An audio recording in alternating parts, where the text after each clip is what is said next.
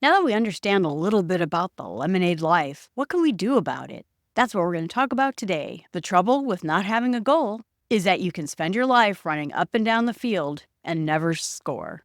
Bill Copeland, a writer. Today we're going to continue our conversation about the book, The Lemonade Life: How to Create Success, Create Happiness, and Conquer Anything by Zach Friedman. I don't know why I didn't think I'd like the book, but I like the book a lot more than I thought I would.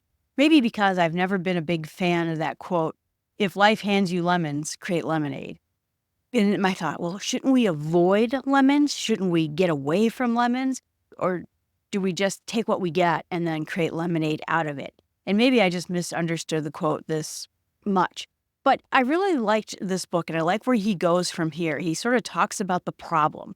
The problem is we're excusers and we're settlers and we're constantly trying to change, disrupt things, or change things because we feel like our lives aren't going the way that we hope that they would go.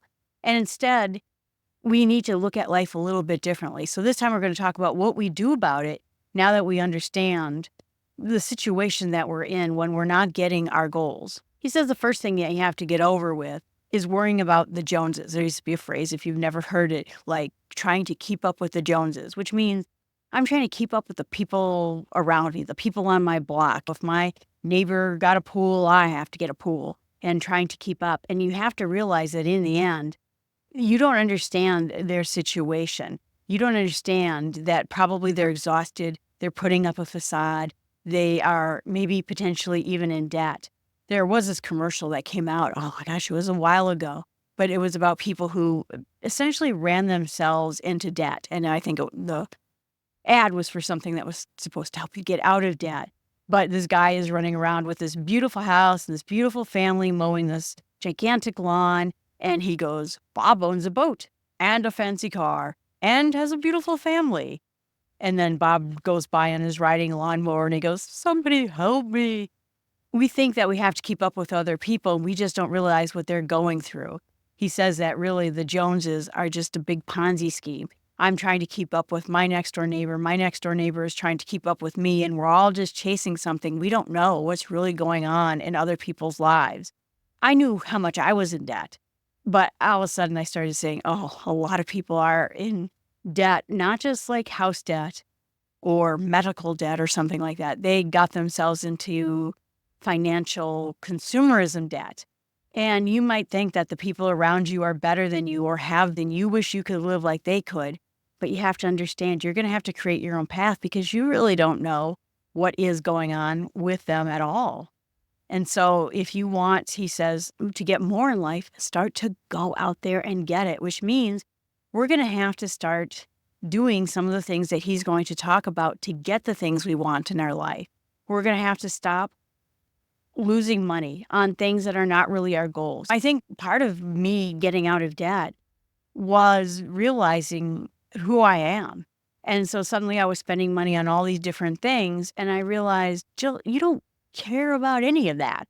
Why don't you just buy the things that really matter to you that will make your life improve instead of spending your money on like nicer furniture? I like the furniture I have, and maybe it's not exciting furniture, but I mean, it's fine and I'm comfortable in it. So what difference does it make that I'm getting nicer furniture? Or if I want to take vacations, but you want them to be fancy vacations. Some of my best vacations were me staying in an Airbnb next to a national park, very low cost. So why am I spending money on things that don't really matter to me? And then he says, too, that we have to realize that it's maybe not even the money we're making, it's the money we're losing in life and not investing in the right directions that's causing us problems.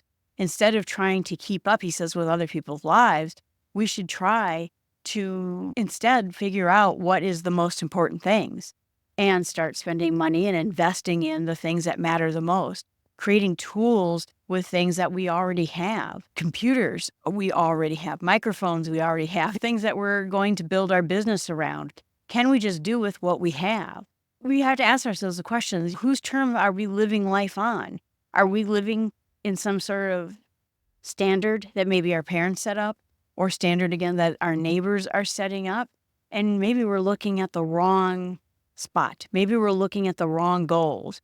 when you're trying to craft a life, you should be looking at the right people. Instead of treading water on somebody else's life, start figuring out your own life. And that is where he says that the S for self-awareness is now being able to master our own lives. Where we're going to take a look at actually who we are and the things that we're good at. It reminds me of the Ikigai thing, which I did a podcast of before. But what are you good at? What makes you happy? What would someone pay you money to do? And what would make the world a better place? Having that self-awareness and not keeping up with the Joneses is going to be an important step. I know you see that, right? With all sorts of people who are trying to look like Kim Kardashian and have her life and do the things that she does. Kim Kardashian grew up rich. She grew up in Hollywood. She grew up in entirely different situations than you did. Why don't you have self-awareness and figure out who you want to be and what you want to do? And that's going to be a big step in the direction towards your happiness. And he says that we should take life personally, that when we start looking at why we don't have our goals, instead of always looking at the world's against me, the economy's been terrible. I grew up in a time of economic devastation. My dad's income was $14,000 a year, and we were on a military base. He's an alcoholic. It's a bad situation. And if we start the different recessions and depressions, and I know that we've had a big streak of things. We've had bad economic times. We've had pandemics. We had 9/11. You have to actually go ahead and start looking at the reality of the situation. And he says that we should always be someone who asks questions. Good questions. That's why I always like question books. Where can we start? Where can I go? What are my actual goals? Do you have to do this alone? Or are there people, he said, in your wolf pack, essentially, that can help you? Why are things not going? In my life, it was just because I was personally disorganized. For my work, I understood that my work was paying for my house. And any opportunity or chance I was going to have in my life, my work had to go well. So I was a very good worker. But for my personal life, I was very disorganized and all over the place. The reason I never got anywhere is because I never organized my own goals. I never clarified my own thoughts. I never thought about what it is I needed to do or wanted to do. I was just completely perplexed at all of it. And then finding my wolf pack, and now I have my wolf pack, but it was a long time in the coming. I did not get my people until I was in college. And I had friends. I'm not saying I liked my friends in high school. And if you're a friend in high school, I liked you. But I think that what I did is now I have a group of people who helped me get my goals. But it also has to do with the fact that back in high school, I didn't have any goals. And now I do. And so we're able to help each other get our goals. And he says, too, we have to realize what it is that people are saying when they say something like, I'd be happy to help you, but I'm working late tonight. Person doesn't really want to help you because they don't want to stay late. Or I'm so swamped right now, I'm too busy. No, I really don't want to help on that project. Or we'll work together. When we start seeing about people talking to us and saying the certain things, we have to see that sometimes in that, they're not involved in our projects. They don't want to get involved in our projects. They don't understand what it is you're saying. And so when he says to take it personally, sometimes it means that we're not getting our projects off the ground because we're not clear enough. We're not bringing the right people in. We're not bringing in people who are interested in it. And so he said, what we can do is when we hear the words, I don't understand. Okay, well, let me explain this a little bit better. Or what questions do you have? Admit, I did a mistake and I want to do better. What can I do to do this better? These are just launching points so that instead of saying a term, oh, could you teach me how to do this? Instead, we say things to people that inspire them to want to help us. I think you're really great in this particular good of support. I'm not doing so well. Is there a way that you could help me understand what it is you do? So I think he's good at getting us out of these ruts and talking about what ruts we're stuck in. And he said that we have to be open to feedback. We have to understand what people tell us. Sometimes people used to come to me at my old job and want help doing something. And when I would say, even when I was a supervisor on Microsoft tech support, what am I doing wrong? Why don't people give me good grades on my tech support? And I said, well, because you're quite frankly very abrupt with people. You don't help them. You're not very kind to them. well, yeah, but they should know how to do this. I'm like, you know how to do this. They don't know how to do it. That's why they're calling support. And so when I'd give them feedback, instantaneously, it would give them ruffled feathers. Despite the fact it was interesting because a lot of times they would come to me and ask advice. And then once I gave it to them or told them what they were doing wrong, then they would get defensive about it. But instead, we have to be open to it and make it a piece of self-improvement, a launching point for us to do better. And if you're not open to listening to even people's criticisms, even if it's very negative, you're not going to go very far. And I guess that was another thing that I always had this ability to do, was if someone said something to me in a way that wasn't the right way, right? They gave me advice that was just cruel or said it in a very harsh way. I still could take the essence. I could squeeze the essence of what they were trying to say out of that and use it for something good, even if it wasn't said to me. But now we live in a world where people are perpetually offended by something. And so if someone says the right thing to them, but they were mean about it, I'm just going to throw it out. They probably have kernels of truth, even though they never found the right way of saying what it is they should say. And so you shouldn't throw it out, regardless of how it's said. And be really introspective enough. I know that I have faults. And so when I see that I'm not doing something in the correct way, I'm going, yeah, that's kind of right up my alley. I tend to do that, and I understand it. So we're trying, he says, to have like an antenna on how we can hear more feedback and extract the positive from that so that we can turn it into something constructive. And he says that we can even use what is called SWOT analysis for ourselves. So SWOT analysis is going to be, what is our strength? What is our weakness? There's the W. What is our opportunity? What can we actually do? What's our potential for success in this area? And then what are the threats to this? Well, people in the company, they're going to say they're going to like it better the old way. That's my threat. So you go through the SWOT analysis of every time you're coming up with a new idea. You can do it for you, just like work people do it for their projects. What is it you're going to do? So let's take a look at this podcast. When I was thinking about doing this podcast and I got help with that, what are my strengths? Well, my strength is I'm a talker. What are my weaknesses? I'm not a very good writer.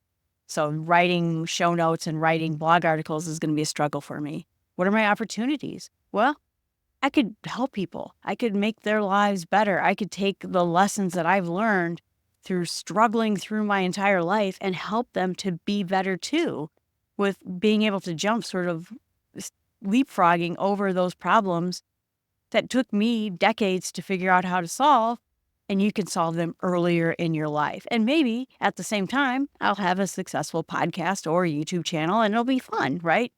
And then what are the threats? Well, the threats are my time. I work a full-time job. I have a lot of other projects around this house and I have friends. That's my threat, is my time.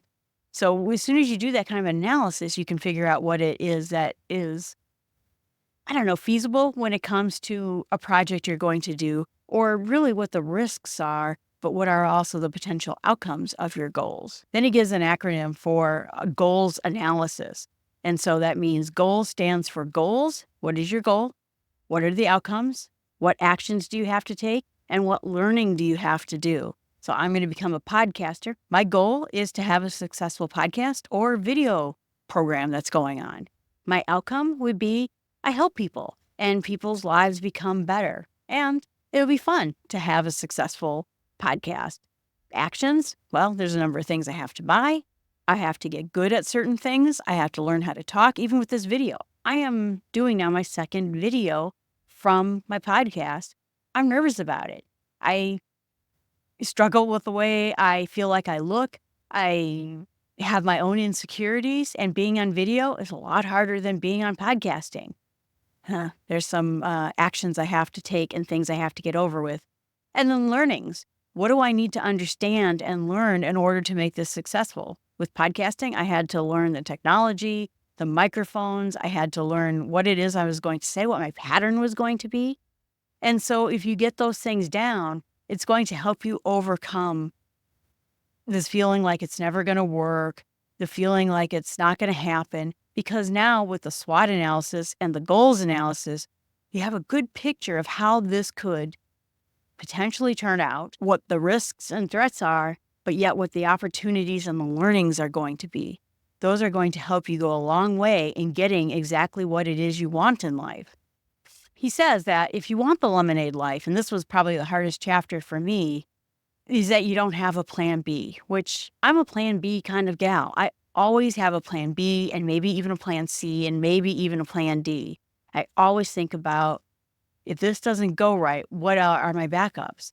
And he says you really have to go out as if there was only plan A, because if you have a plan B, it will hurt your ability to get things done, because you say, well, I can always just go back and do X, Y, and Z. And he's saying that without having a plan B, it doesn't mean that you're quitting your day job.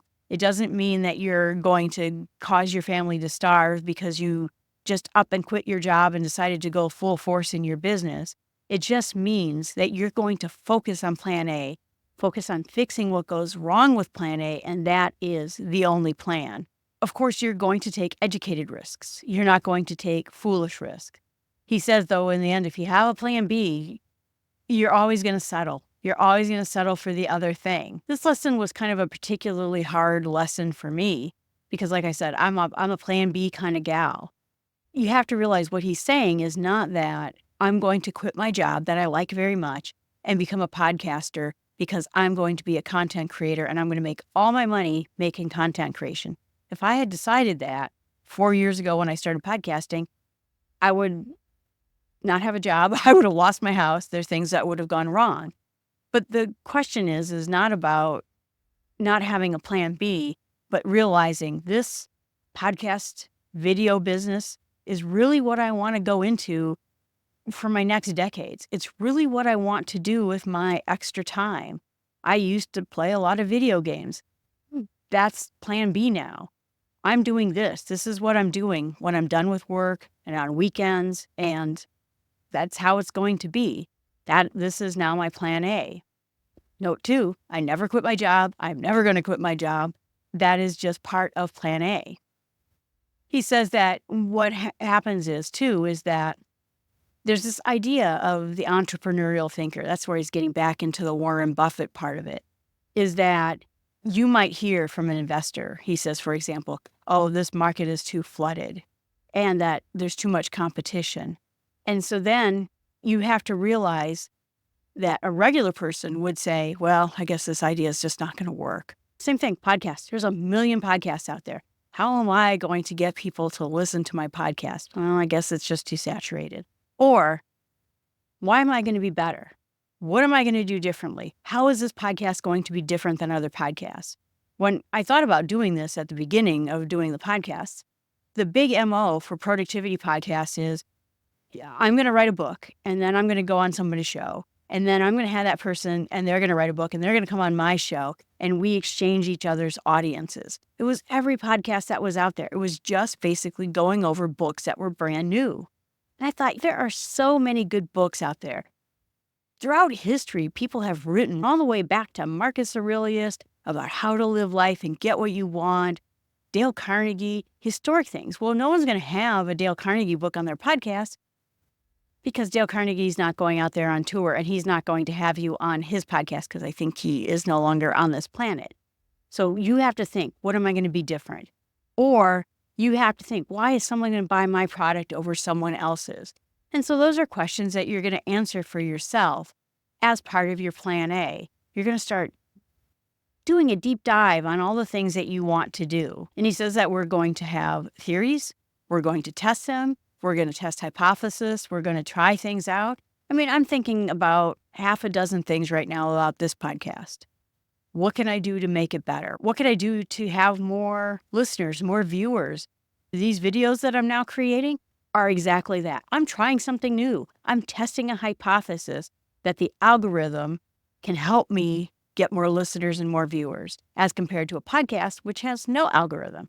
So you're going to start going through, coming up with ideas, thinking of new ideas, trying things out. Life is an experiment. If you fall along the way, if something goes wrong, figure something out. Think about it a little bit differently. He says, too, that we have to ignore the shortest distance. We think of goals, right? I want the goal of the jet set life where I'm traveling around the world and living my best life and doing all those things. what's the shortest point between it? And he says there's no short point. It is always going to take work. It is always going to take dedication. There is no shortest path. So what you need to do is find the right path. Find the secret recipe that is how you work with your self-awareness and with the right amount of time.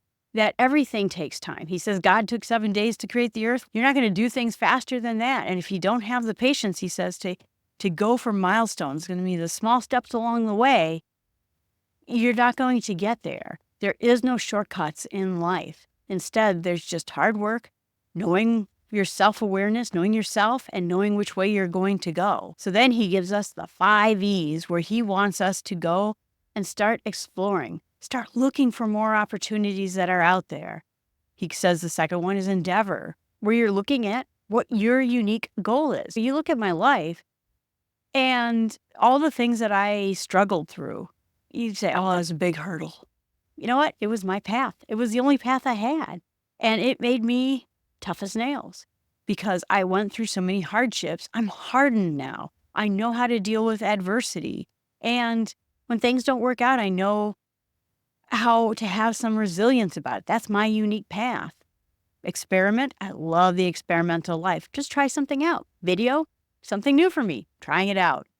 And look for opportunities, people, and even he says obstacles that you can embrace that will help you get to your endpoint, help you get ahead. And then the last one is engage. He says, quote, engage in everything you do with full stamina and dedication. There's that grit, that hard work.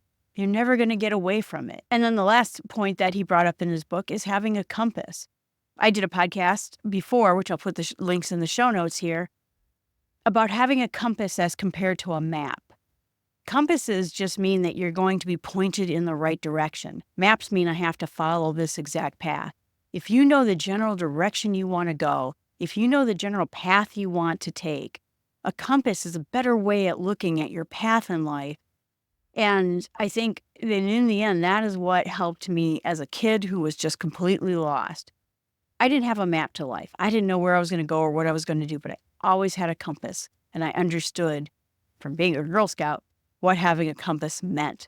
And so we're not going to follow these paths. We're not going to blindly follow whatever's going through us. But instead, we're going to follow that North Star or that compass and go the right direction. Go towards what we're going. Even if what I tried didn't work, I'm still headed in that North Star, in that direction.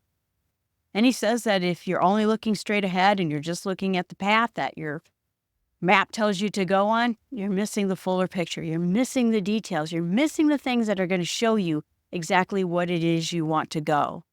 But in his world, he has 4 directions on his map. And he says instead of it being north, west, east, and south, it is going to be up, down, front, and back. Front is just the direction we're headed. And he says it's an open road.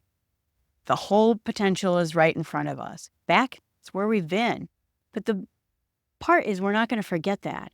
There are failures, our successes, all the things that we've learned that have brought us this far. We're going to use them as tools to help us go forward.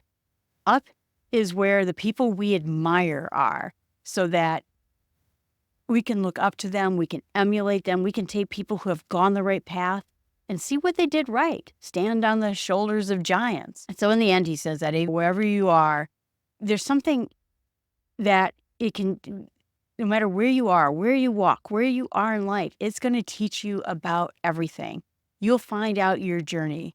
And he says that you'll learn in the end that your journey is not quite as twisted as you think it is. You'll learn to understand your path in life better using this system. He says in the end quote, the lemonade life isn't a destination. It's getting there. It's taking those steps. It's using your potential every day, improving every day, making everything a little bit better. And as you're doing this, you're going to start thinking about these moments that you have. There's going to be downfalls, but there's going to be shining moments too. And we're going to see about how we're going to adapt, reinvent ourselves, keep going, having more grit. And if we do these things, then maybe the lemonade life is going to be for us. So my challenge to you is, what are the things in the 4 directions of your compass? What's in front of you? What's behind you? What's up above? What are the things that you admire that inspire you? And what are the things that are below you that are the detractors or the people, I think, who just want you to stay exactly where you are? Maybe not even people. Maybe it's your own self. I'm comfortable in this job. I have exactly what I need. There's no reason to change. Whatever it is that's, I think, holding you down. And start putting maybe a paragraph in each of those categories just to kind of see where you are at your compass. All right, everyone, thanks so much. I appreciate you listening and watching this podcast. If you have any questions, feel free to email me at jill@startwithsmallsteps.com. Or if you're watching this on a video service, comment here. Please remember to subscribe, tell a friend, and remember, our path to living up to our full potential takes a curvy road, but we'll get there with our compass in front of us. https://startwithsmallsteps.com/